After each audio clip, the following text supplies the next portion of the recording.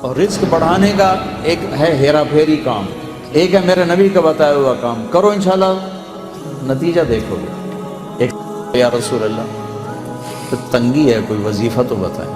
اور میرے نبی کی عادت تھی بڑے وظیفے نہیں بتاتے تھے، اپنی امت پہ رحمت اور شفقت، اتنے ہزار واری ہے پڑھو، اتنے ہزار واری ہے پڑھو، کوئی میرے نبی سے نہیں ملتا یہ کام۔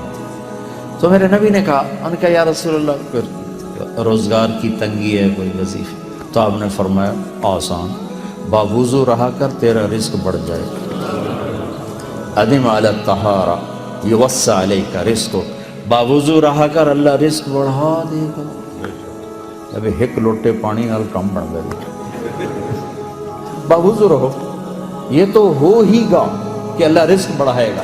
چند باتیں اور سنو، جو باوضو رہتا ہے شیطان اس سے ڈرتا ہے، جو باوضو رہتا ہے اللہ اس سے محبت کرتا ہے، جو وضو کر کے سوتا ہے ایک فرشتہ ساری رات اس کے ساتھ ہوتا ہے، ساری رات۔ ایک دفعہ شیطان آیا ہمارے نبی کی خدمت، آ کے ملا، آپ نے کہا بھائی ایک بات تو بتا، تیرے دشمن کتنے ہیں؟ کہنے لگا 15۔ آپ نے کہا کون کون؟ کہا پہلے تو آپ ہی بیٹھے۔ پھر کہنے لگا ایک وہ مسلمان جو ہر وقت باوضو رہتا ہے وہ بھی میرا بڑا دشمن ہے، اس سے بھی میری نہیں بنتی۔ یار کون ہے؟ کہا یہ غصے والا میرا بڑا یار ہے، اور بخیل بھی بڑا یار ہے، کنجوس، اور نشے والا بھی بڑا یار ہے۔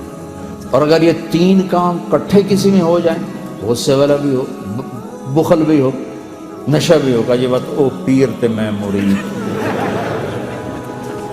یہ اللہ کے نبی سے نہیں، یہ ایک اور عابد نے پوچھا تھا، بنی اسرائیل کے عابد نے شیطان سے کہ تیرے یار کون سے؟ تو اس نے کہا نشے والا، غصے والا، بخل والا، اور اگر تینوں کٹھے ہو جائیں تو او پیر سائیں تو میں مرید سائیں۔